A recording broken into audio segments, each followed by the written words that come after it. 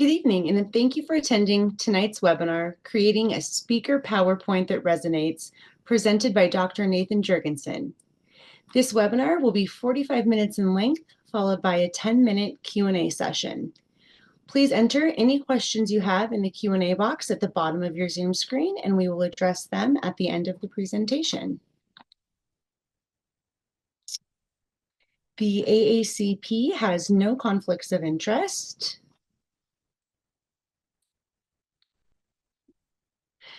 AACP members attending live will receive their CE certificate attendance within 30 business days, and all registrants will receive a recording of the presentation within 10 to 14 business days. AACP's next complimentary webinar will be on February 12th with Dr. Ingo Mann, presenting Treating the Root Cause of Sleep Disordered Breathing. Also, don't forget to sign up and join us in Scottsdale, Arizona for our live course evaluating the occlusion box, a hands-on view of the complex triad of joints, muscles, and teeth.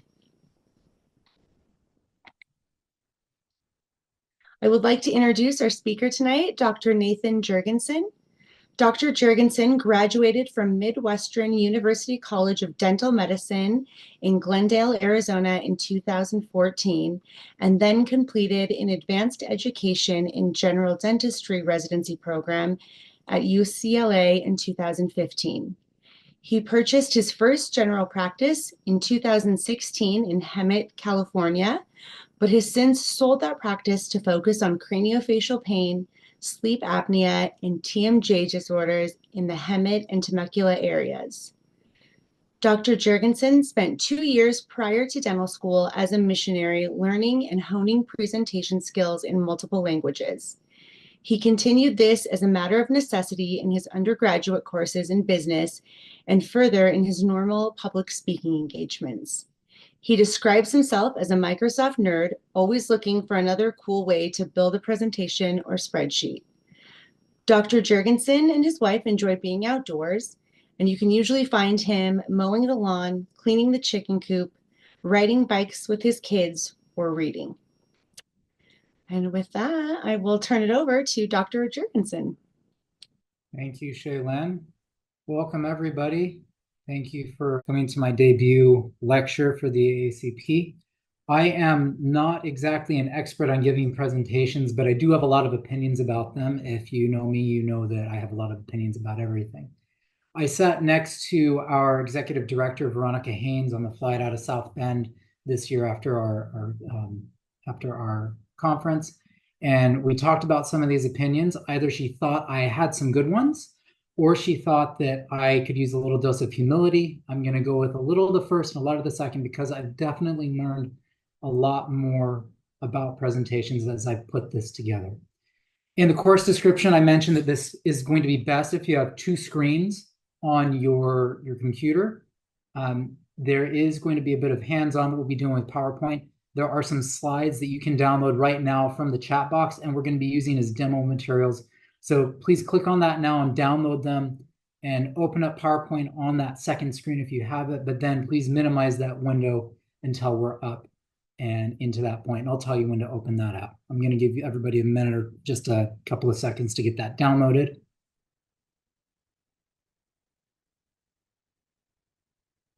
I'm assuming that all of us have a good idea of how to organize our messages and create good content. What I'm going to focus on today is how to build the PowerPoint presentation, how to engage our audience, and then how to work in the worst presenting forum, the internet. Jeff Bezos gave a speech a while back where he said that a PowerPoint presentation is actually a really bad way to give a presentation, to give information, because it's designed to be easier for me, the presenter, not for you, the recipient. A memo or a paper is a much better way for you as the recipient, or for me as the recipient, to receive the information. But the problem with that is that we all want to watch and be entertained while we learn. But just think about that for a little second. When you sit down and listen to this webinar, whether you're listening to it live right now or delayed recorded, this is a passive method of us learning. when we're reading something, we have to sit and think about it. It's not something that it's just like, oh, I'm going to have it wash over me. Right now on the computer, if I lose your interest, you're going to move on and do something else, pull up your phone. At least while we're in a conference, particularly, you can't just go on and do whatever because there's a little bit of peer pressure. On your computer, I have no way to physically hold you here. So tonight I'm having to fight against the two worst situations to give you information about giving information. So it's kind of fun for me. Hopefully this is going to work. As to my credentials, I started out as a youngster giving little 30-second talks in church. My 5-year-old daughter is actually giving one this Sunday in the children's group. That developed into longer talks until you see me in the in this picture right here as a missionary in Singapore. And when I was doing that, I learned how to present to people in ways, and then I had to continue on with that. One of the years after my mission, I was a tour guide up in Alaska for a summer job during college. And I didn't have any PowerPoint there, just the voice and the content. We're going to get to that. But what I want to mention right now is one of the lessons that I learned as a tour guide. The rule there was rule number 1, look good. Safety second, we would always say. And it's not what we would always expect.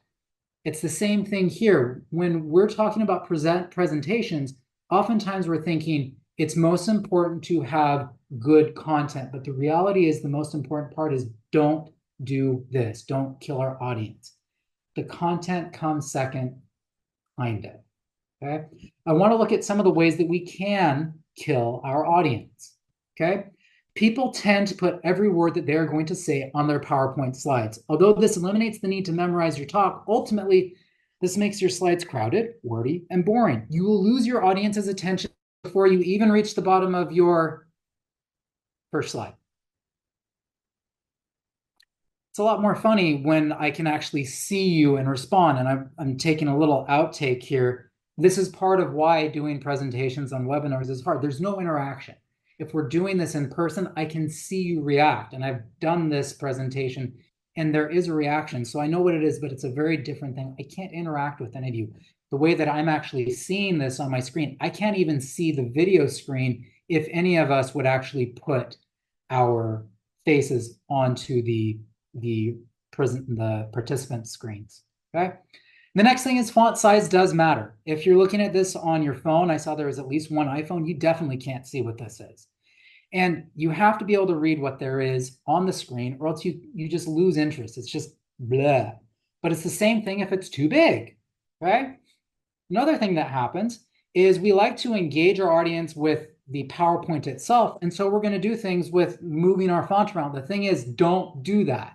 You want to keep that text stationary because there's nothing more nauseating than text, excuse me, what was that? Oh, yeah. See, neck injuries can occur. We already have to deal with our problems, okay?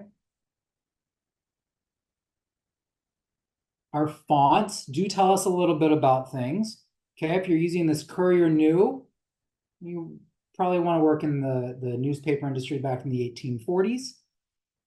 Comic Sans, you think you're funny. Times New Roman, you just use the default. I get it. Sometimes we're lazy. If you're using that Georgia font, you speak with a Southern accent. Sometimes you like Disney princesses, and so you just like to use a particular font. But if you're using yelling font all the time, excuse me, all caps, maybe don't yell so much. Another thing that I see a lot is that people use too many of their bullet points. We're trying to add too much information into one particular slide. That's also usually a common problem with just PowerPoint presentations. We're trying to put too much information. Don't do this. Limit what you're saying to what can fit in there. Don't try and just jam pack everything in. If you need to do a different presentation, do a different presentation.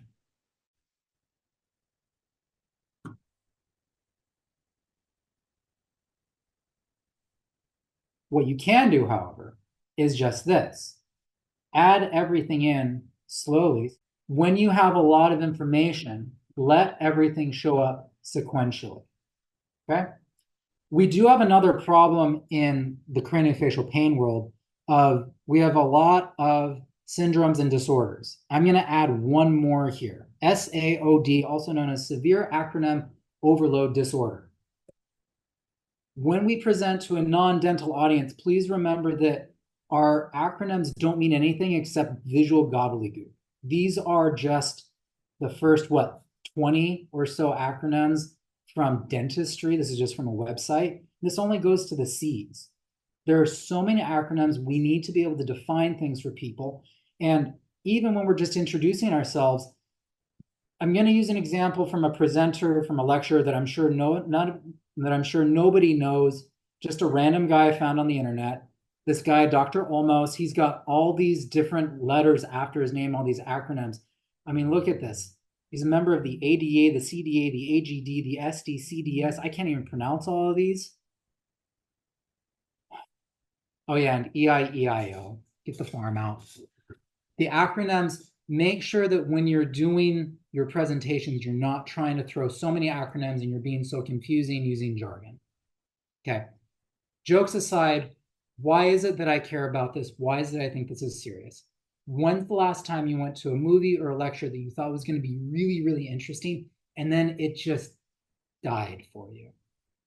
You were excited, you lost it, you were so interested, but then the presentation is what killed your interest. I've been to plenty of these lectures before, both before, during, and after dental school. We're going to talk about how to avoid many of these mistakes, not just from a technical perspective, but also from a presentation perspective. For the technical portion, that's what we're going to do right now. If you guys can open up those PowerPoint slides, you're going to see my screen change a few times. This is not what a typical presentation is going to look like, because I'm wanting you to see some hands-on stuff here. Okay. I am also not the expert on these. I have my opinions. What I have learned is that it's best to rip off and design. Chip Kid here, the link for this is in the packet that you have. This is the gentleman who designed the book cover for a little known book called Jurassic Park. Yeah, that one. He gives this TED Talk where he talks about what his design process is, and that's something that I use. I found this, probably 5 or 6 years ago, and I've used it in my presentations ever since, about designing how I want my slides to look. It's a great resource. Another resource that I want everybody to have, this is also in the slides that you have on your computer now, or on the download. I have basically a master's degree from YouTube. I rip everything off from there that I can. This is one of the places that I go to almost every time I'm making a PowerPoint presentation, because there's something new that I want to try, something that I can give a visual effect that's going to be subtle, but still keep us engaged. One of the things that we're going to see is that little slide transition from one slide to the next, where we were talking about the font. That's really the reason why I had that particular set of slides in there. Okay. Gives it a nice polished look. When we are giving presentations, we want to be nice and simple, but still visually appealing. As a side note, real quick, if you're a Keynote user, I've never actually used Keynote. The principles apply and many of the same functions are available. I just don't know the buttons to push. You also have PowerPoint available for Macintosh products, but again, the buttons are a little bit different. Okay. So as I was saying, we want this to be nice and clean. We want it to be visually appealing. One of the big problems with our presentations is, like I was saying earlier, we're trying to fit too much into our 30, 40, 60-minute presentation. It shows in the number of slides that we have, but it also shows in the density of information we put into the slides. We need to address each of these components in building our slides so that we can make sure that what we're presenting is something that people can receive. Remember, PowerPoint presentations are very easy for us as a presenter, but very difficult for the recipient in making sure that they understand it. Okay. And that's not just in a webinar. That's also when we're at a convention, when we're at a community event, talking to potential patients, talking to other doctors. We need to be able to present this in a way that's not visually distracting. Okay. This is a basic slide. We're going to look at this one specifically in a minute. Okay. This is the information that we need to have. And the next slide I'm going to show you is going to be breaking it down. This particular slide has all the important information, but there's no hierarchy to it. Yeah, there's a difference in font size right here. and here and here, there are bullet points, but it's hard to figure out what you want to do because there's no direction in how the slide is put together. This gives us a better amount of information. It helps us find that hierarchy so we don't have to think as much. But this is very busy, and I'm going to show you what we want to do, okay? When we're starting here, what you want to do is do something like this. We're going to look at first the portion of the title of the slide. It's the title of the slide, okay? Right here. That is one of the more important parts because it sets the entire process, the entire tone for that slide. Next, this is stuff that I don't care about, but someone might. So we're going to put that in there somewhere. And then this is what you actually care about. There are better ways to present this visually than just this, but now you can see what are the different components of what you're putting on just about every single slide, okay? One of the ways that you can make this a little bit more interesting is just change some color, and you're able to get these lines in here. It changes things up, but that's still a lot of words. If we have too much information here, I'm still looking at this as the participant, as the student at a lecture. And I'm going to pull my phone up and I'm going to click a picture. If I'm giving a presentation and I see people taking their phones out to take pictures, I think I failed because I haven't presented this in a way, I haven't created the PowerPoint in a way that lets people sit and think, maybe write some things down, okay? Here's another way of doing this, okay? Now we're going to be looking at our slide and see, oh, there's the title, but do I really need to give you any words when you see this picture? I would argue that no, I don't. You know exactly what it is. I could also do a picture of someone scrolling on their phone and you're going to see it, okay? So let's look at what PowerPoint looks like. This is the view of my screen as I was putting everything together. We're going to be looking at the home bar. We're going to be looking at the taskbar and the notes section here. These are all very important things. Okay, so this is, again, the first slide. When I first came into here, this was not what it looked like. I had this picture of the van, I had the words, and then I had the bullet points here. And what I did is I came up here all through. I want to pay attention, ignore all of this. We're looking here. First, I'm going to be sure I'm on the home page. And then I'm going to move over to the designer button, and that brings up this tab over here on the side. And it gives me all of these different options, and I can scroll through those, and it'll give me more options later. This is just the very basic way to say, hey, I want to do something a little bit more pretty than just having words on the page. Okay?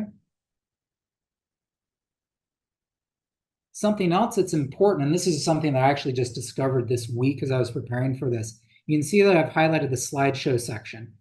Inside this button, go ahead and click there. There's another thing, rehearse with coach.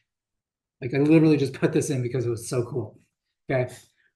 After I worked through this and you can see exactly what I did. I spent 5 minutes and 20 seconds rehearsing 11 of the slides. It told me what my word count was, told me, oh, I was using a lot of I was using the right repetitive language, average pace, talks about inclusive language. I don't know exactly what that was about, but talks about pitch and originality, okay? It's giving me all of these different metrics to make sure that this is something that's going to be a good presentation. I just thought that was something really interesting. It's really good. You want to rehearse these. I've spent probably 3 hours rehearsing this whole thing, and I still screw up. You're going to screw up and have little trips in your presentation every single time, okay? So right now, I'm going to back out of showing my slides here.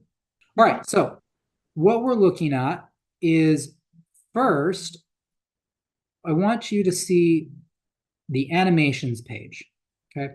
So we've got this text on here. I'm going to get rid of this, okay? This was the original slide that I had for, okay, follow my mouse. If you're trying to get somewhere, sometimes it's too much to scroll through. You can press on this button down here. much easier just to jump up and find what it is you're looking for. So this particular slide right here was what we were just looking at. You remember this slide where the fonts were dropping in? This is what it started out as. Okay.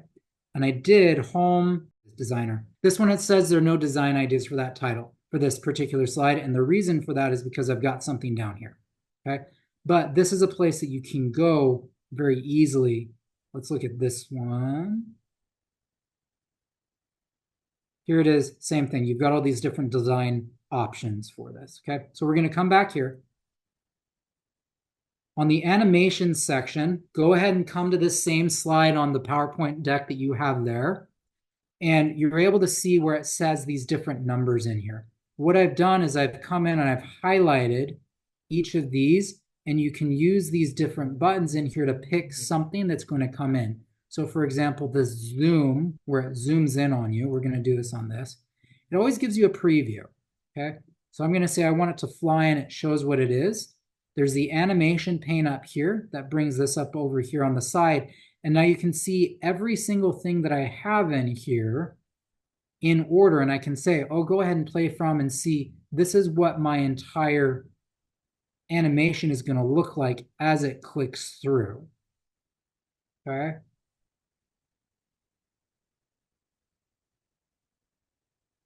So that's something that you can do there. Click on them, you can delete them.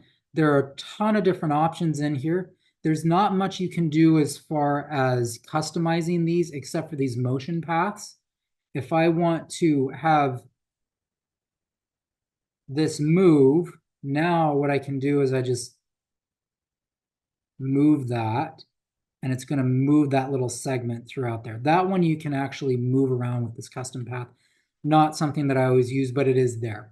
Okay. Now I'm going to go back into this really quick. We're going to skip through here.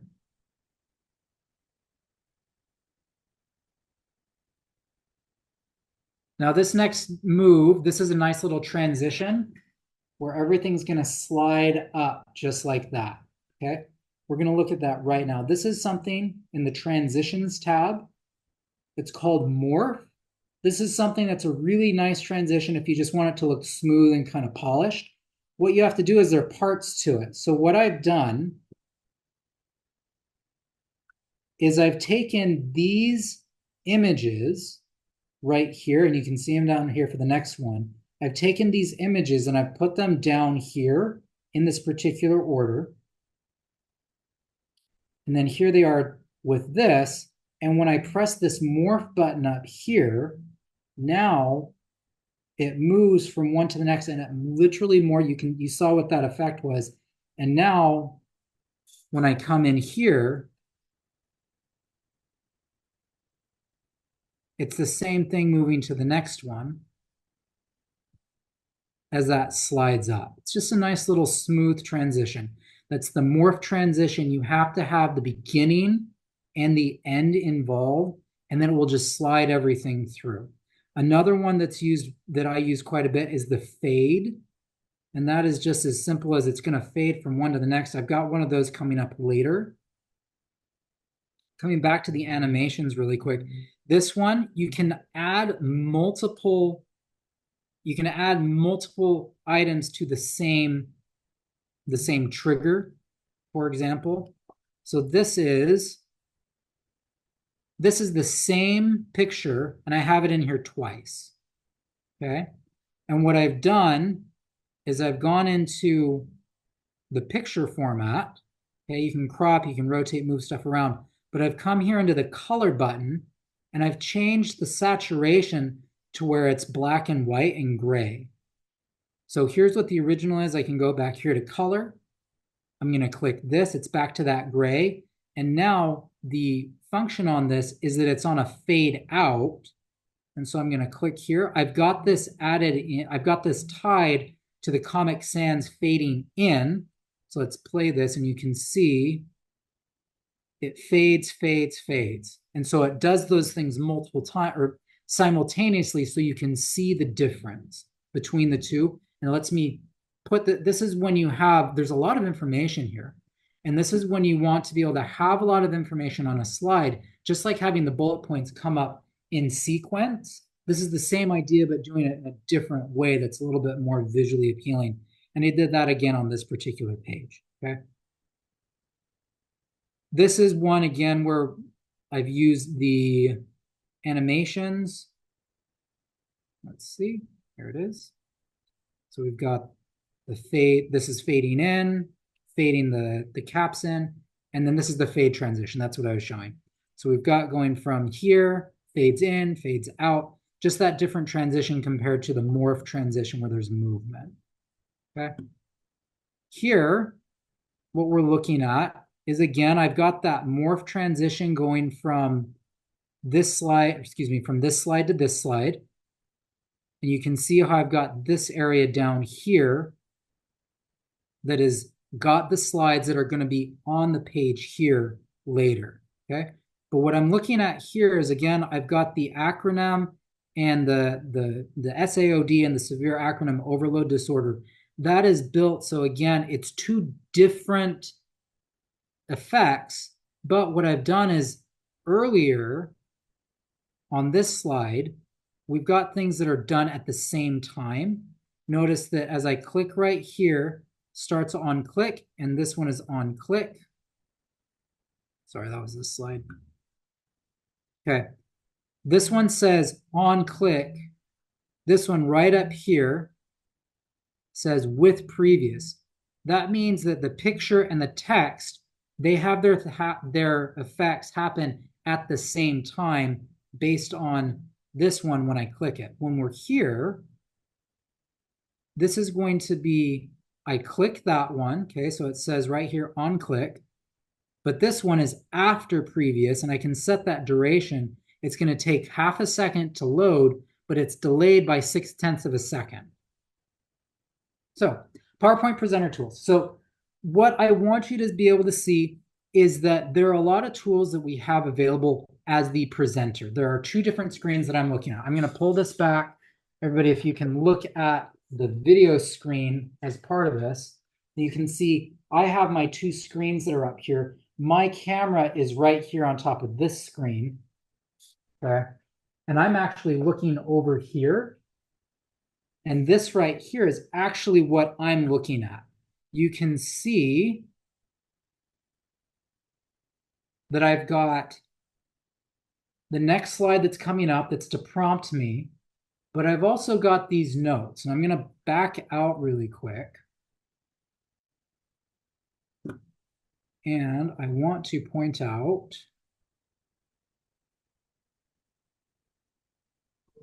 this right down here, the notes page.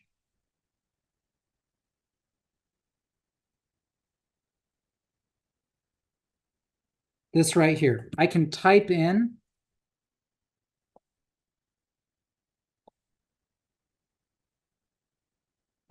this in right here, and now coming back in here, as a side note, if you want to go from here into the presenter mode, you're going to hold shift and press F5, or you can press this button down here.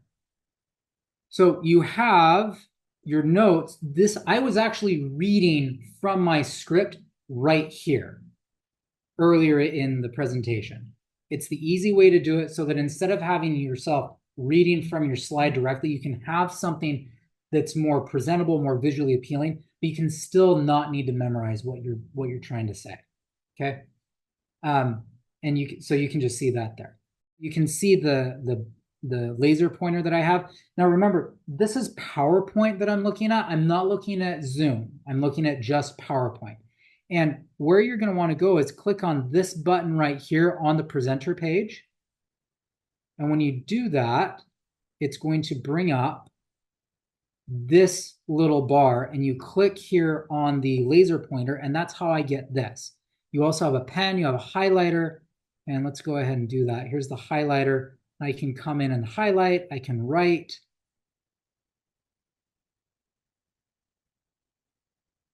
And that makes it so you can see things. And then I can also come in and I can erase all the ink on that slide.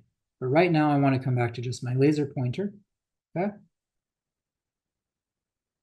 The next button you want to click on is this right here. Now, just like I showed you earlier when you're building the slides, if you want to jump to a completely different slide, you click on this button and it brings up a page that looks like this. You don't see this as the learner, as the audience. I see this slide as the presenter, but the only reason you can see this is because I took a screenshot of it earlier. And then you can go and you can double click like this one right here. We're going to go right back and double click in, and there we are. Okay. The next thing, these are some, this is a closed captioning button that lets when like for example, I just turned this on and you can see that this is bringing up on your screen. You can see the text and it just does that automatically. And then if you have a camera, you can have right in here, there's the camera button, turn it on, turn it off. When you're doing presentations on PowerPoint, you can record things and it'll bring up this little circle in the side that has the camera showing you what you look like and you can talk. That's a really good way to record a webinar for people to see. And then you're not going to be, you don't have to be online to be able to show that. Okay. All right. So that is the end of the technical portion of PowerPoint. And now I'm going to talk, this is the gentleman that I have followed a lot of his lessons on presenting. He's spent the last 10, 11 years just studying and teaching communications. Okay. And we're going to talk about something that he talks about a lot, which is the instrument that we have, which is your voice. There are good ways and bad ways to speak. And that's one of the things that I learned first as a missionary and then doing the tour guide thing. And when you learn to start presenting, there are things that seem awkward. You might be someone who talks really soft and quiet, and you don't really, it feels awkward if you're going to start speaking loudly. It's not that it's awkward, it's that it's something new and you need to practice it just as though there were an instrument you were going to pick up. If you start playing the piano or the flute or the saxophone, you're not going to just go in and say, oh, I'm going to be perfect. No, it's awkward. No, you just have to learn. Okay. One of the first things we want to talk about is how fast are you speaking? You saw on the rehearsal page that I showed earlier, it had me at a good rate at 136 words per minute. That is absolutely a good range of somewhere about 115 to 140 words per minute, but you don't want it to be all the time the same exact rate. Think about it like this. If I'm just hearing, I'm talking at the same rate, or I come in, hi, I'm a really fast talker. If you're always the same, you lose that interaction with the person and it gets lost. So what you want to be able to do is alter what the rate of speed is that you're using so that you can have interaction that way and indicate to the audience, this is important or this is exciting. There are different things that you can do with the rate of speed, and you just want to be able to modulate that. A lot of this is stuff that we do already in the way that we talk to people, but when we talk in a presentation, a lot of times people kind of get the stage fright thing, and I'm just as stuck with that. The other thing is our volume. Okay, are you speaking loudly or are you speaking quietly? You can use this to emphasize different points just as much as you can with the rate of your speed. And another thing that's also very important is what is the pitch and the melody of what you're doing, of what you're saying. You don't want to be just monotone, and we don't want to be Mr. Bean. Everybody knows Mr. Bean. He's just going to talk the same way for everybody because it's really important. It wasn't Mr. Bean. I forget. I'm making the wrong reference there. But you get the point. If it's just someone, I'm talking the same way all the time, you lose interest really, really fast. Okay? Now, pitch and melody is not to be confused with something called tonality. Tonality is more about the emotion of what you're using. Okay? You want to be happy, you want to be angry, you want to be sad, you want to be disgusted, you want to be scared at different points of a presentation. And we do that with our patients because we're using the emotions to help guide patients into what we're doing. We're using emotions to guide doctors into, this is why you want to be working with me. This is why you need me to help you with your patients.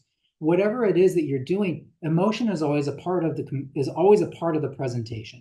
We are trying to persuade people, and people don't make decisions based on the pure logic. They're making decisions based on their emotions. The logic comes second to justify the emotional decision. We've all heard that from multiple people. Okay. The final thing that we need to be aware of as the tools that we have as a presenter is a pause. Use a pause and be comfortable with having silence. One of the things that many people struggle with, whether they're talking just as a regular person or whether they are presenting like this, is filler words. When you get comfortable with a pause, your ums, your ers, your those disappear, because now you can be comfortable with that silence and you don't have to just fill it. Last section. How are we going to address Zoom? Zoom has a number of tools because it is a presentation website platform that are important for being able to present, very similar to what we had on the PowerPoint tools, but these are components of Zoom itself, and you don't have to use. I've been using most of the PowerPoint tools because I'm more comfortable with them, and because as I'm doing this, I don't actually see the tools on my screen that I'm going to be showing you. Okay. So when we're looking at your screen and you're sharing, you have up here, you've got this screen share. If you have when you bring and hover your mouse over the cursor over this bar here, it's going to slide down like this. That's when I use that little arrow movement function on the animations, just as a side note. Now what you have is different places to go. If you're going to share, you're going to click right here on the share button, and this is going to bring up this particular slide. I have clicked on here the share sound button. This is an important button to click because it's going to pipe the sound of your presentation into the presentation and through Zoom instead of just on your computer. This is the difference. This is when I've clicked it.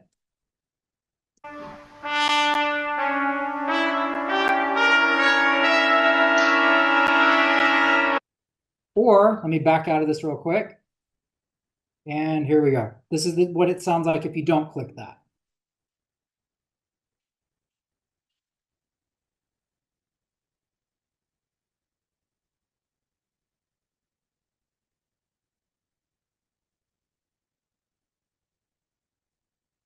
Now, for me, that was beautiful. I hear it the same no matter what. But what you heard was something vastly different. So you have to be aware that that's what's happened. If you're presenting something with sound, then you need to just be aware that if someone is saying, oh, hey, that didn't show up, that's not coming through, that's probably what's happened. Okay. So now when you are wanting to use some of the other tools, we're going to press this annotate button. Okay. And this is what's going to come up. We've got all these different tools over here. Right now, it's highlighted on the this writing button. You've got a check. You've got the laser. This is the one that you're going to use the most likely. When you click on it, it's going to slide out this way. Again, this is for the drawing. You can pick whatever it is you want to do, and you can move stuff around and just, yay, draw. Okay. So same type of a thing. You also have here's the laser button right there, and you're going to get your laser pointer. This is, again, with PowerPoint, when you're at a convention, when you're with a group and you're actually in person, that way you don't have to be wondering, oh, does somebody have a laser pointer? Is it going to show up right? It's already on the screen. You don't have to worry about it. Okay. So last bit of the technical part, but the last thing that I want to talk about that's really, really important for our presentations on webinars is this. Okay. And what I'm going to do is I'm going to get out of sharing the screen, and I want everybody to be able to look at me as I am. We have different areas of personal space, and that is something that matters not just in person, but also in the web space. Okay. So there are different areas of different zones. Okay. Think of the person that you're the closest to, your spouse. You have what we call an intimate space. And that is going to be where you're kissing your wife, your husband, your boyfriend, your girlfriend, whoever it is. Okay. But how do you feel if someone else invades that space?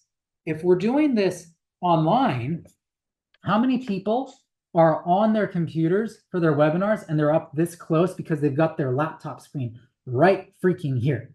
Don't do that when you're presenting. If you're a participant and nobody's paying attention to you and you've got your camera turned off, just hi, nobody cares that I'm really close or really far. But what they do care about is when I'm presenting, you don't want me right here. Every single one of you, when I went from here to here, I don't care who you are. I don't care where you're sitting. I don't care how alone you are. This is what you did when I got close. You did, whoa, just a little bit. Wasn't much, but you did it. I guarantee you did it. Okay. So what are the areas that you want to be? You want to mimic the space that you would be in as an actual presenter in a real place. And that is, you want to be able to move back about here. And you also want to be able that you can be able to move that camera so you're in the proper frame. The proper place to be as a presenter is going to be, you can see from my head down to my hands, so I can use my hands in the presentation to give emphasis in what it is. I might want to make a small point or a big point, but if I can't have my hands involved, that's not going to work. If you're not going to use your hands, then go ahead, slide yourself forward to where you're going to have still your torso, because even when you're this close, that's a much more personal space, and you can't, even then, like, how much emotion can you show with just your shoulders? Back here, I can do a whole lot more. Okay. So that is the conclusion of what I have. Does anybody have any more questions for me? I see one question. It says, you have font analysis. Do you have any thoughts about those choices? I think that was a question asked all the way back then.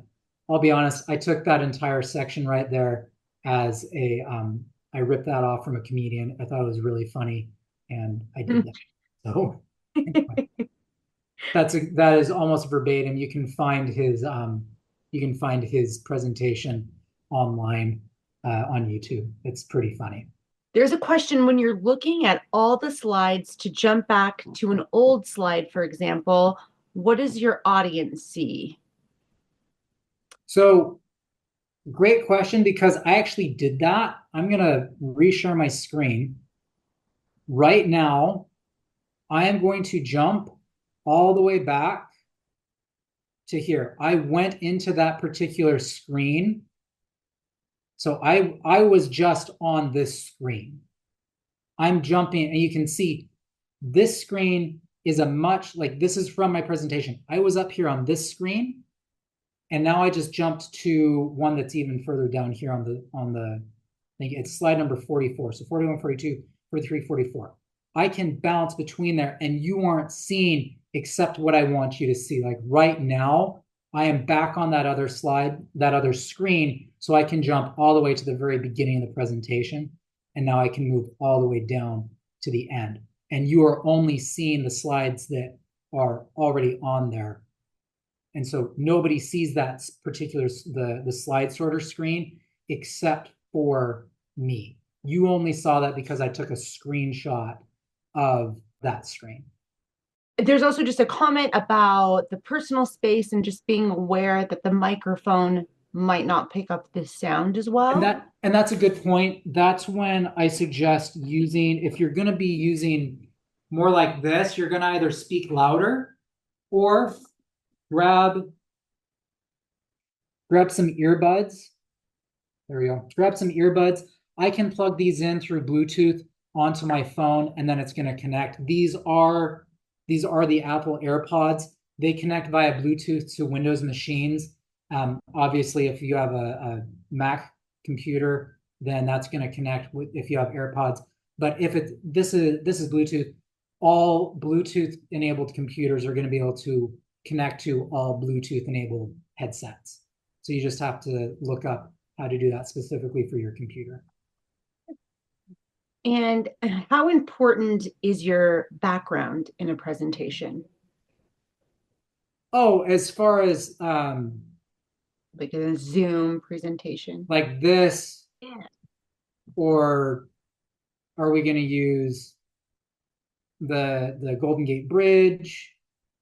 Or are we going to have grass? Or are we going to have a video of the ocean behind me? I tend to go with just this blur. I don't really think the background matters so long as it's not distracting. If you're going to be giving a PowerPoint presentation while you're doing your webinar, it's not going to matter nearly as much, because I'm willing to bet that except for the times when I got rid of my screen share, nobody was looking at me. I think that having the background blurred is reasonable. Or if you're going to have if you're going to choose a virtual background, go ahead and pick something that is static. And I don't really like I don't like something being busy. I even think that this particular the bridge, I think that's even a little bit busy. This is nice and neutral. I don't particularly like this one. Daniel, I know you were using that, sorry. But the other thing with any of the backgrounds, whether it's because you've got something, whether you have a picture or you're just blurring, you have, like as I was showing you these, notice as I move it around, it just kind of disappears. Anytime you're using the virtual backgrounds, it's going to cut things out, and that can be that it even cuts out part of you. And so just be aware of that, unless you have on this particular screen, when you're pulling up those virtual backgrounds, there's a button that I just pressed that says, I have a green screen. Only do that if you have a green screen, but that kind of gets rid of the problem of having things disappear, because then the computer picks up, oh, it's green, and it gets rid of it. Don't use a green screen if you're wearing anything even remotely green.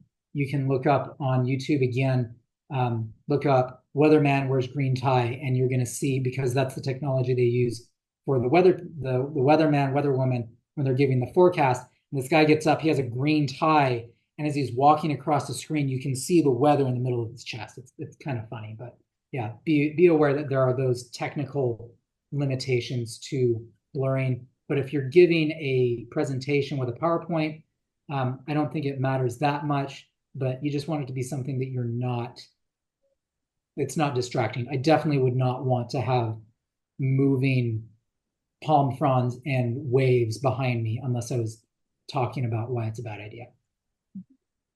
And so you already kind of just answered this really when talking about the background, but do you feel like when you're presenting on Zoom, it's important to have your camera on? If I'm presenting, I want people to be able to see me, because I use my hands, I use my face, I use my, like, how often have we heard that communication is only like 10% words, 90% of it is the nonverbal stuff. And so if we're already in a situation where we're online and we're now going to take away the video, most people aren't paying attention, but I can at least take, like right now, I can at least take you off of my screen share so that you have to see me. And I'm looking right at you. I didn't mention this earlier, but most of the time, if say you're on a video conference, this is more pertinent to that. But if you're on a video conference, I'm going to look at you. So Shaylin, if you can bring your video back, I'm now looking at you like I'm talking to you, but I'm looking down at the screen. The camera is up here, and if everybody else can look, she's looking at my image on the screen. But now look up at me, okay? Or sorry, not at me, but look up at the camera. If I'm the presenter, I want to be looking right here. Sorry, I don't mean to point. I know it's rude. But I want to be looking here at the camera so that it looks like I'm talking to you. I don't want to be reading from my slides down here. Okay, Shannon, thank you for showing your beautiful face. You don't need to show us anymore. The more important thing with all of this is make sure you're looking at the camera so that people see that you're talking to them. And having it on, if you don't feel comfortable presenting yourself in that way, I'm not going to say you must. I will say that if you can't present yourself in person, you're wanting to hide behind the black screen, you're missing out on what you can present and what you can deliver to someone. You want that to be there as a way to persuade. Remember, we are here in a presentation. We are presenting to persuade. Whether it's an actual sales presentation, otherwise known as a treatment presentation with a patient, or if we are talking to a doctor, if we're talking to a general audience, you want to be able to give that presentation the emotion that it needs, all of the tools that you have available to you, and you don't want to limit yourself more than you need to, especially when you're online. Wonderful. I don't think that I see any more questions here.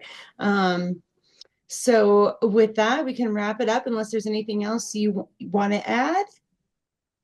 I got nothing. Perfect. I'm presented out. Yeah. Well, thank you so much for your time. This is very valuable information, and I know there's a lot that I myself will be taking away from this. So I know it's appreciated. As a reminder to everyone who joined us tonight, we will send out the recording. Well, we'll send it to all registrants 10 to 14 business days, and the CE certificates of attendance will go out within 30 business days. And last thing I want to add, this is something I didn't do. Make sure you put your phone on completely turned off. Mine was buzzing at me as my family was texting me. Don't do that. I was distracted. I kept wanting to look at it, and it's just not a good idea. So, anyway, have a good evening, everybody. Thank you so much. You too.